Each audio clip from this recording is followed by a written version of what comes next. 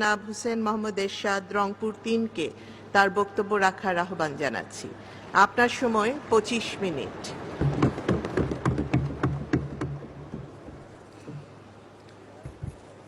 বিসমিল্লাহির রহমানির রহিম। মানে স্পিকার, আপনি অনেক ধন্যবাদ। আজ আমাকে সুযোগ করে দিয়েছেন বাজেট সম্পর্কে কিছু বলার জন্য। আমি বাজেট সম্পর্কে বক্তব্য রাখার আগেই স্মরণ করছি অত্যন্ত শ্রদ্ধা করে জাতির জনক, সর্বকালের সর্বশ্রেষ্ঠ বাঙালি বঙ্গবন্ধু শেখ মুজিবুর রহমান, যার জন্ম না হলে বাংলাদেশ জন্ম হতো না, যার জন্ম না হলে বাংলাদেশ আর্মির জন্ম হতো না,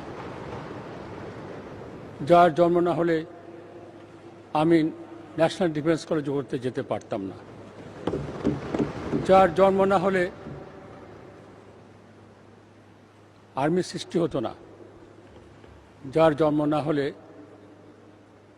বাংলাদেশ সোনার বাংলাদেশ গড়ার স্বপ্ন দেখতে পারতাম না।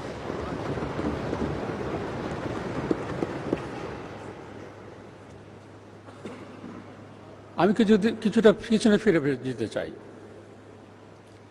জাস্টিস সাত্তার নির্বাচন করবেন, আমি সেনাবাহিনী প্রধান, আমরা সাহায্য করেছিলাম ক্ষমতা আসার জন্য। 1 বছরের মাথায় তিনি বললেন তার মন্ত্রিসভার সমস্ত সদস্য দুর্নীতিপরায়ণ, আমি দেশ পরিচালনা করতে অপারগ, আমি সেনাবাহিনীর হাতে ক্ষমতা অর্পণ করতে চাই। আমরা প্রস্তুত ছিলাম না, দেশ পরিচালনা করা সহজ ব্যাপার নয়, সেটা আমরা উপলব্ধি করি। সহজ ব্যাপার নয়, আমরা উপলব্ধি করি। আমি নিতে চাইনি, শেষ পর্যন্ত বাধ্য হয়ে সে দায়িত্ব আমাকে গ্রহণ করতে হয়েছিল। আমি সেদিন বলেছিলাম আমি নির্বাচন দিয়ে শৃঙ্খলা ফিরিয়ে আসার পর নির্বাচন দিয়ে ব্যারাকে ফিরে যেতে চাই। আমি আর কথা রেখেছিলাম। 1984 সালে আমি নির্বাচন দিয়েছিলাম। সেই নির্বাচনে সকলে অংশগ্রহণ করতেন, তা আমি ব্যারাকে ফিরে যেতে পারতাম। দুঃখের বিষয়, তখন তারা কেউ অংশগ্রহণ করেনি। বিএনপি, জামাত, আওয়ামী লীগ এবং যারা এখানে আছেন আজ, মেনন সাহেব আমাদের এবং ইনুস সাহেব, তারা কেউ অংশগ্রহণ করেননি। তার ফলে আমাকে 1986 সালে জাতীয় পার্টি সৃষ্টি করতে হয়েছিল। আমি আমার প্রতিশ্রুতি রক্ষা করেছিলাম, আমার কোনো দোষ নেই, একথা বলতে চাচ্ছি। আমাকে মাঝে মাঝে বলা হয় স্বৈরাচার। আমাকে ক্ষমতা হস্তান্তর করা হয়েছিল, কোনো উপায় ছিল না, ক্ষমতা নিতে হয়েছিল দেশের স্বার্থে, জাতির স্বার্থে। শৃঙ্খলা ফিরিয়ে এনে নির্বাচন দিয়েছিলাম, কিন্তু নির্বাচনে অংশগ্রহণ করেননি। তারপরে আমার জীবন, দুর্বিষহ জীবন, 6টি বছর কারাগারে কাটাতে হয়েছে। কথা বলার লোক নেই, আমি একলা, নির্জন কারাগার, কথা বলার লোক নেই, পড়ার বই নেই, সারাদিন একটা গাছের নিচে বসে সময় কাটাতাম। দুর্বিষহ যন্ত্রণা সহ্য করতে হয়েছে 6টি বছর। আমার স্ত্রীকে তারা জেলে নিয়ে গেছিলেন, 2.5 বছর জেলে ছিল। আমার শিশু সন্তানকে তারা জেলে নিয়ে গেছিলেন, তার জীবন তারা নষ্ট করে দিয়েছিল। কি কথা বলো না।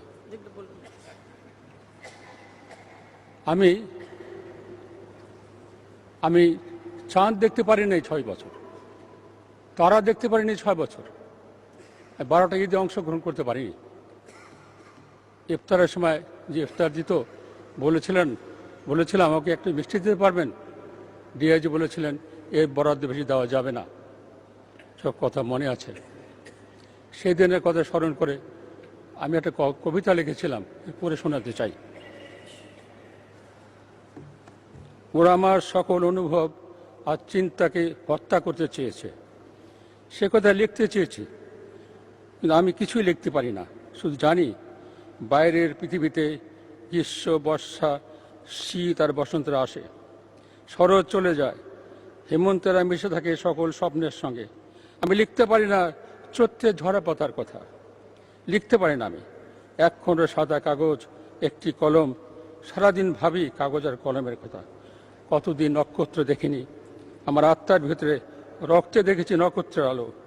কতদিন দেখিনি নদী কিংবা সমুদ্র, নদীর ঢেউ আর সমুদ্রের তরঙ্গের শব্দ শুনেছি হৃদয়ের কান্নায়। সেই কান্নার সেতু হয়ে আজ আমি আপনাদের মাঝে সংসদে এসেছি। অনেক দুঃখ বেদনা অতিক্রম করে আপনাদের কাছে এসেছি। আমি নতুন বাংলার স্বপ্ন দেখেছিলাম, এখনো স্বপ্ন দেখি। আশা করি আমার স্বপ্ন আল্লাহ পূরণ করবেন। পাহাড় ধসে অনেক মানুষ জীবন দিয়েছে, তাদের আত্মার মাগফিরাত কামনা করছে। বাড়ি যাওয়ার সময় অনেক শ্রমিক নিহত হয়েছে, বিশেষ করে রংপুরের 16টি শ্রমিক, গার্মেন্টসের শ্রমিক নিহত হয়েছে, তাদের আত্মার মাগফিরাত কামনা করছে। সেই সঙ্গে মাননীয় প্রধানমন্ত্রীর কাছে আপনার মাধ্যমে অনুরোধ করতে চাচ্ছি, যদি কিছু আর্থিক সাহায্য করা যেত তার ভালো হতো। গার্মেন্টস কর্মী 6,000 টাকা বেতন পায়, কোনো রকম সংসার চলে। বাসে যেতে পারে না, অনেক পয়সা, ট্রেনে যেতে পারে না, স্থান নেই, তাই শেষ সময় সিমেন্টের ট্রাকে যেয়ে তাদের জীবন শেষ করতে হয়েছে। মাননীয় অর্থমন্ত্রী 2017-18 সালের জন্য 4,266 কোটি টাকার এ যাবৎকালে সর্ববৃহৎ বাজেট পেশ করেছেন। মাননীয় অর্থমন্ত্রী বলেছেন ওটা ওনার জীবনের সর্বশ্রেষ্ঠ বাজেট। আমি কদিন আগে রংপুরে গিয়েছিলাম, আমি গ্রামে ঘুরি, আমাকে এক যার সময় থামালো, বলবা হ্যাঁ নামেন। নামলাম, তোমরা কি আমাকে মারি ফেলা চান?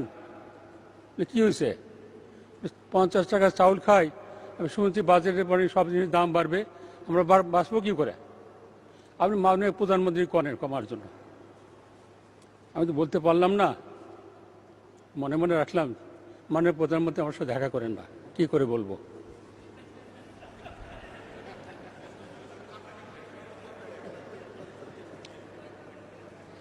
আমি বলবো ওনার কাছে জীবনের শ্রেষ্ঠতম বাজেট হতে পারে, জনগণের কাছে কিন্তু এটা নিকৃষ্টতম বাজেট। Hold on. অর্থমন্ত্রীর বাজেট সম্বন্ধে বলতে যে প্রখ্যাত ইংরেজ সাহিত্যিক চার্লস ডিকেন্সের প্রখ্যাত বই এ টেল অফ টু সিটিজ শুরুর কয়েকটি লাইন পড়ে শোনাতে চাই। It was the best of times, it was the worst of times. It was the age of wisdom, it was the age of foolishness. It was epoch of belief, it was epoch of incredulity. It was a season of light, and it was season of darkness. মাননীয় অর্থমন্ত্রী আমার সঙ্গে ছিলেন। আমি সৈনিক, budget সম্বন্ধে কিছু বুঝি না, ওনার কাছে অনেক কিছু শিখেছি। আমি ওনার ঋণ কোনোদিন শোধ করতে পারবো না, কৃতজ্ঞতা স্মরণ করব। কিন্তু আজ না আমার সামনে বসে আছেন, বাজেট সম্বন্ধে সব কিছু নয়, কিছু বিষয় ওনার সমালোচনা করতে হচ্ছে। আমি আশা করি উনি ক্ষমা সৌন্দর্যকে দেখবেন।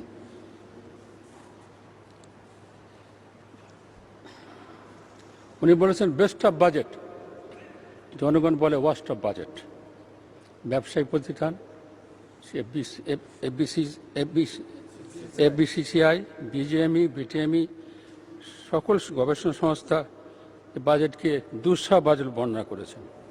রিক্সাওয়ালা, ক্ষেত মজুর, ঠেলাগাড়িওয়ালা, ছোট ব্যবসায়ী সব মহা আতঙ্কে আছে। তাদের ভাষায় বাজেট অফ ডার্কনেস, তারা আলো সন্ধান পাচ্ছে না। কিসে অন্ধকার, কিসে অন্ধকার আমি একটা করে বলছি। এই বাজেটে ঘাটতি হচ্ছে 1,12,275 কোটি টাকা। আমি 9 বছরের পর বাজেট দিয়েছিলাম 50,000 কোটি টাকা। বাজেট বক্তৃতায় মানে অর্থমন্ত্রী বলেছেন এই টাকার সংস্থান করুন উনি বৈদেশিক সাহায্য থেকে, আভ্যন্তরীণ উৎস থেকে, ব্যাংকের ঋণ থেকে। পারেননি, উনি পারেননি। 65 ভাগ সফল হয়েছেন, 35 ভাগ করতে পারেননি। আমার এবারও মনে হয় উনি পারবেন না। আপনি চেষ্টা করুন, আমরা দোয়া করব